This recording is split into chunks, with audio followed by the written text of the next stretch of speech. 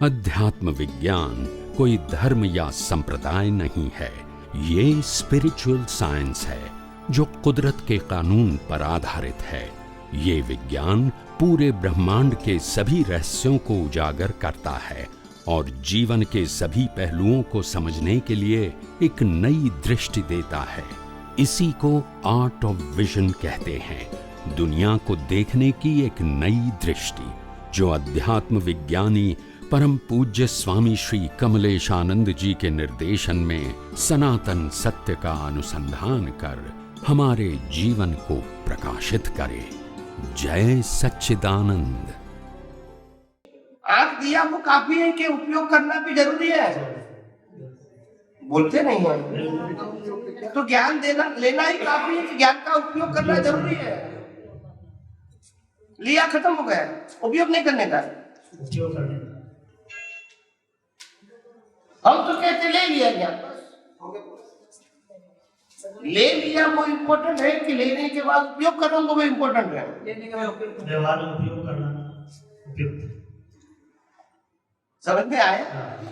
उपयोग नहीं करेंगे तो कोई क्या करेंगे? अगर आपको भूख लगी है, दोपहर 2-3 बजे बच गए बाजार में काम करते करते, आपको भूख लगी है, आपके पास पैसा भी है और सामने दुकान भी है, हलवाइया की दुकान है, मगर आप पैसे निकालोगे तो देंगे ना कि है इसलिए देंगे। भूख लगी और पैसे किसे में तो देंगे वो? बोलते नहीं है। तो कभी भूख में है, पैसे में है कि निकाल के देते नहीं है इसलिए भूखा रहते हैं। भूख भी लगी है, पैसा भी है, खाना भी है, मगर पैसा देते हैं नहीं है, फिर कहते हैं हम तो भूखे रह गए। बोलते नहीं है। अब समझ में आया कि नहीं? ज्ञान भी मिला, संजोग भी मिला और ज्ञान का उपयोग फिर कहता है हमको तो अनुभव नहीं होता है, तो बिना उपयोग अनुभव का समझ में आया कि नहीं? बात तो समझनी पड़ेगी। ज्ञान देखो, ज्ञान मिला उसका मतलब वो आपका नहीं है। जब आया आपको दिया गया वो आपके पुण्य का फल है। समझ में आया? फल का फल नहीं आएगा, मगर फल जो मिला पुण्य के रूप में, फल के रूप में ज्ञान मिला, इसका उपयोग करोगे तो फल आएगा, नहीं करोगे तो ज्ञान मिला वो फल आ गया आपके पुण्य का। अभी उपयोग नहीं करोगे तो आगे जाओगे। समझ में आया कि नहीं? हम अपनी पुण्य से तो गाड़ी तो ला दिया, अभी चलाने की बोलते नहीं, फिर क्या होगा? फिर मतलब क्या रहा? घर क्या है, खड़ी रहे बस वही चलाएंगे तो लाभ है, लाने से क्या मतलब? ऐसे ज्ञान भी ना उपयोग करना है तो फिर क्या है? और वो उपयोग की दृष्टि से करना है, क्रिया की बात फिर क्या तकलीफ है? चुप हो जाती है, हम मानते हैं, हम ये नहीं कहते कि चुप नहीं होनी चाहिए, हो जाती है, मगर बार बार चुप होना, फिर प्रयोग करना, फिर निश्चय करना, फिर भाव करना, फिर उपयोग करना, कैसे कंटिन्यूअस चालू ही रखना पड़ेगा। समझ में आया? हम सबको मालूम है, घर से हमको जो काम देते हैं वो हम बार बार भूल जाते हैं। क्या करते हैं? सुबह बताया गया कि ये आप काम करके ही नौकरी में से घर पे आना। हमने कहा जी हाँ। फिर बाद में क्या हुआ? काम में भूल गए। फिर घर आए तो पूछेंगे आपने काम किया? बोला तो याद ही नहीं किया। आप समझे? फिर आप 8-10 बार ऐसे भूल जाओगे तो घर पे वाइफ भी कहेगी आज मैंने खाना बनाना भूल गई। फिर क्या करोगे? तो ऐसा नहीं चलेगा। जैसे भी हो आपका प्रयास कहो, जागृति कहो, बढ़ानी पड़ेगी। आप कितना एक्सक्यूज निकालोगे, और वो एक्सक्यूज अगर सामने वाले निकालेंगे तो फिर आप होंगे तो गलत कर रहे हो। तो ऐसा कैसा? आप बोल सकते तो सामने वाला नहीं बोल सकता है? तो कहने का मतलब ये है, देने वाले ने तो दिया है, हम उपयोग नहीं करेंगे तो क्या। इतना सरल सहज सुगम ज्ञान अपने ही पुण्य से हमको मिला है इस कलयुग के अंदर, फिर भी अगर हम जागृति से इसका उपयोग नहीं करेंगे तो फिर फायदा क्या।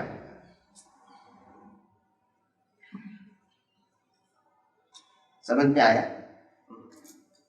इसीलिए जो चीज का उपयोग होता है उसकी ही है।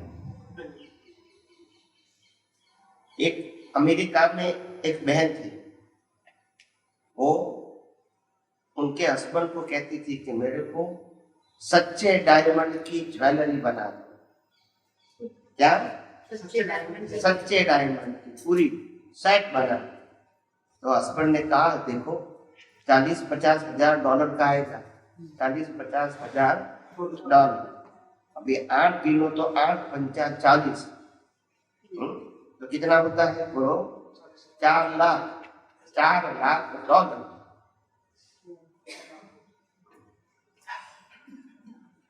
तो कहने का मतलब ये है, इतनी महंगी बनाएंगे फिर पहनेंगे कब? लॉक एंड की में ही रखना पड़ता है, वहां घर में नहीं रखना पड़ता है, क्योंकि दोनों जॉब में जाते हैं, घर तो खाली होता है। आप समझे क्या? नहीं, घर में नहीं रख सकते। घर में तो जरूरी चीज रखो, थोड़े पैसे रखो, बाकी कार्ड से ही उपयोग करना है। और कीमती चीज कहाँ रहती है? लॉकर में। आप समझे ना? इंसान बड़े बाहर रहे, चीज तो लॉकर में ही होनी चाहिए। इंसान की कीमत नहीं है। तुम जहाँ घूमना है वो डायमंड तो आप समझे ना? तो कहने का मतलब है कि हर चीज की अपनी अपनी एक वैल्यू होती है। क्या होती है? तो ऐसी चीज होना चाहिए जिसको हम बार बार उपयोग कर सके बिना तनाव। मैंने अपनी जिंदगी में गोल्ड, डायमंड, सिल्वर, इवन तो घड़ी भी, चेन भी कभी पहनी नहीं है। आप समझे?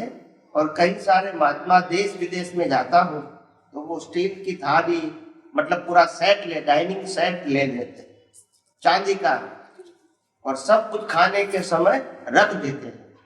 फिर मेरे को कहता है कि स्वामी जी ये आपके लिए ही लाए हैं, तो आप ले जाना। मैंने कहा मैं आत्मा का ध्यान रखूं या एक गिलास और चमची का ध्यान रखूं? फिर हर जगह जाऊंगा तो बोलना पड़ेगा फिर गिलास चमची आई कि नहीं। ये कौन टेंशन करे? जो है उसमें काम। ये कोई सुख की बात है? ये तो टेंशन की बात है। लेने से क्या फायदा? आपके घर में आएंगे तो खाएंगे, बस ले जाने की जरूरत जहाँ जो भी है उसमें खा लेंगे। ये कोई बड़ी बात नहीं है। तो सरल जीवन जीने की कोशिश करो। इतना क्यों भारी जीवन जीने की कोशिश करते हो? है भी भारी ध्यान करता है। सरल रहेंगे तो इधर आपके बताते वो रहेगा ना, आत्मा में ध्यान। ऐसा है। तो इसीलिए जीवन हमारा जितना सरल होगा, सहज होगा, सुगम होगा, इतना ही हमको जीवन जीने में आसानी रहेगी। क्यों इतना टेढ़ा मेढ़ा बना के? स्वामी जी ये कुदरत और व्यवस्थित शक्ति में क्या फर्क है? कुदरत और व्यवस्थित शक्ति में क्या फर्क है? व्यवस्थित शक्ति वो टाइटल है। क्या है? टाइटल समझते हैं ना? और कुदरत, कुदरती कानून और कुदरती रचना वो प्रक्रिया है। प्रक्रिया समझते हैं? समझ में आया? पिक्चर का नाम होता है, पिक्चर का नाम होता है ना, एक टाइटल बोलो। पिक्चर का नाम, कोई भी पिक्चर का नाम बोल दो। शीर्षक आरजू बोल दो। आरजू। अभी आरजू, तो एक व्यक्ति को कहा मैंने कि मैं आरजू देख कर आया, तो वो समझ जाएगा ना कि पिक्चर में क्या था, बिना देखे नहीं समझेगा।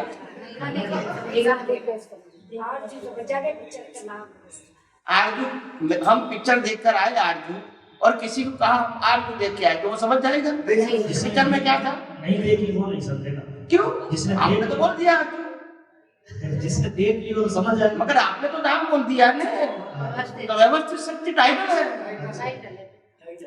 और कुदरत, कुदरती कानून, कुदरती रचना वो प्रोसीजर है। ये नहीं समझोगे तो ये नहीं चलेगा। सही बात। समझ में आया? और इसीलिए कविराज ने पद में भी लिखा, कुदरती रचना पूर्ण व्यवस्थित समझे वो भगवान है। कुदरती रचना समझेगा उसी को ही व्यवस्थित समझ में आएगा, नहीं तो समझ में नहीं आएगा। और कुदरती रचना समझने के लिए कुदरत और कुदरती कानून समझना पड़ेगा। तो ये सीक्वेंस समझोगे तो मालूम होगा कि व्यवस्थित शब्द क्यों बताया गया है। ये कुदरत में 6 एलिमेंट बताए गए।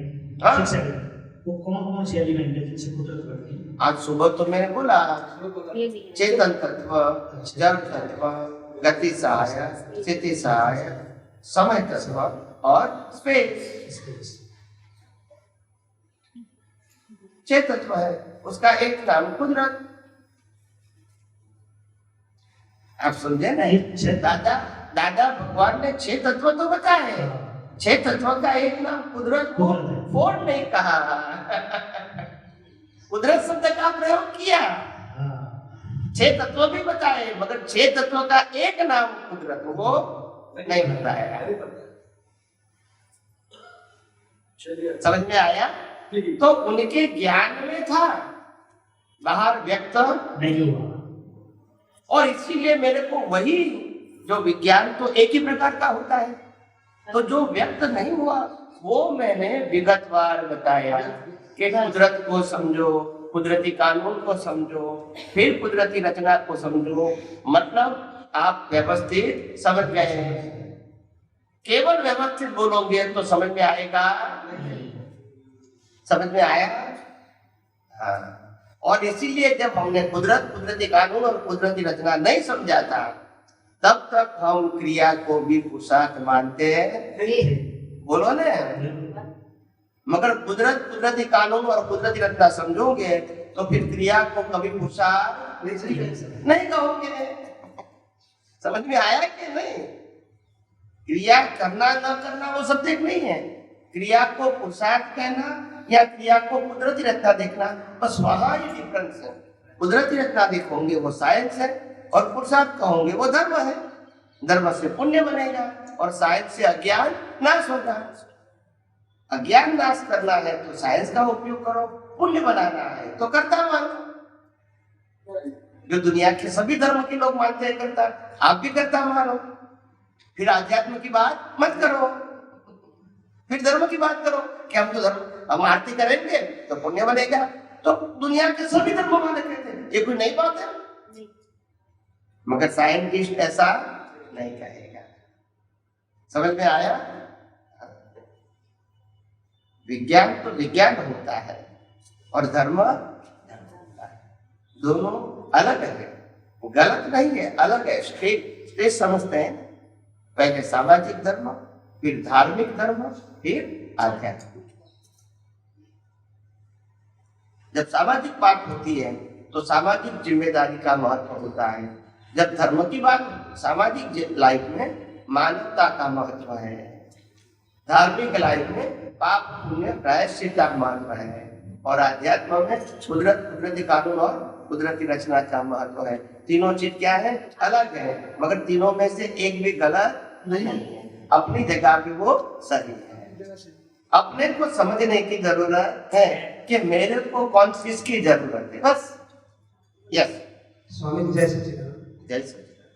गीता में श्री कृष्ण भगवान ने कहा, हे अर्जुन, मैं अपनी प्रकृति को वश में करके प्रकट होता हूँ। वो समझ नहीं पाया। रिपीट कीजिए। भगवान श्री कृष्ण ने गीता में अर्जुन को ऐसा बताया, हे अर्जुन, मैं अपनी प्रकृति को वश में करके प्रकट होता हूँ। उसका थोड़ा सा भाव समझो। वश में करके प्रकट होता है। हाँ, ऐसा सुना है। क्या वश में करते हैं? प्रकृति। एग्जाम्पल? वो तो हम नहीं समझ पाए, वो नहीं बताया। नहीं, ऐसा नहीं।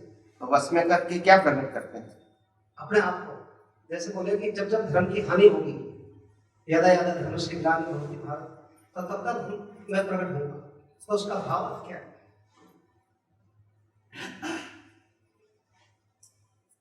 विश्व के अंदर जब जब कोई भी प्रकार की सामाजिक दुराचार, अत्याचार, अमानवीय एक्टिविटीज बढ़ जाएगी, उस समय उसी समाज में से क्रांतिकारी लोग पैदा हो। जब कोई चीज जब लिमिट से बाहर चली जाती है तो फिर क्रांतिकारी लोग पैदा होते हैं और वो जान की बाजी लगाते हैं। समझ में आया? क्रांतिकारी, वो क्रांतिकारी व्यक्ति समाज और राष्ट्र के लिए जीना चाहता है, अपने खुद के लिए या परिवार के लिए नहीं जीना चाहता है। तो ऐसे क्रांतिकारी व्यक्तियों को लगता है जब जब समाज में आफत आती है, और समाज में ऐसे 5-10 लोग ऐसे भी हैं जो पूरे समाज को, राष्ट्र को गुमराह कर रहे हैं, और कोर्ट का कानून उसको कुछ कर सकती नहीं है, तो समाज में ऐसे क्रांतिकारी लोग पैदा होते हैं कि एक व्यक्ति के लिए इतने सारे लोगों को गुमराह करके संघर्ष करना, झगड़वाना, मरवाना, हिंसा करवाना, ये बात अच्छी नहीं है। मेरे को तो एक बार मरना है, 2 बार तो, मगर मैं इतना कर सकूं कि जो 10 व्यक्तियों के आधार से ये गलत काम पूरे समाज और राष्ट्र में हो रहा है, मैं 10 को मार के 11वीं गोली मेरे को मानूं तो इतिहास भी नहीं समझ में आया। इतिहास क्या हो गया? अभी कोर्ट कचहरी चलेगी, लोग 10 को मार दिया, लास्ट में मैं मर गया, अभी किसके ऊपर केस होगा? बोलते नहीं है, मगर समाज में क्या हो गया? एक स्थापना होगी, सवाल हो गया। इसको कहते हैं क्रांतिकारी। समझ में आया? वो अपने स्वार्थ के लिए, स्वार्थ में करता है वो एक अलग बात, समाज के लिए, राष्ट्र के लिए करता है तो ये धर्म हो गया। खुद के लिए कहा करेगा तो वो अधर्म हो जाएगा, अपने स्वार्थ के लिए। तो बात ऐसे होते हैं, तो ऐसे महापुरुष जन्म नहीं लेते हैं, ऐसे ऐसे महापुरुष समय समय पे आके राष्ट्र और संस्कृति की रक्षा करने के निमित्त बनते हैं। इसी समाज में से होता है, वो व्यक्ति आता है ऐसा नहीं है। अवतार का मतलब ऐसे समर्थ पुरुष आएंगे, क्रांति पुरुष आएंगे जो खुद की भी परवाह नहीं करेंगे, समाज और राष्ट्र की। और तभी तो राष्ट्र में निर्माण होता है, राष्ट्र आगे आता है। स्वामी विवेकानंद जी ने अमेरिका में जाके कहा था, वर्ल्ड रिलीजियस कॉन्फ्रेंस में, कि गर्व से कहो हम हिंदू हैं। क्यों नहीं कहेंगे? तो मुसलमान बोल सकते हैं, क्रिश्चियन बोल सकते हैं, हम नहीं बोल सकते? हम भी बोल सकते हैं। ये क्या गलती है? क्या वो संप्रदाय की बात है? मगर ऐसा माहौल बनाया गया कि आप हिंदू बोलेंगे तो संप्रदाय है। हिंदू बोलना भी डर की बात है, गुनाह हो गया है।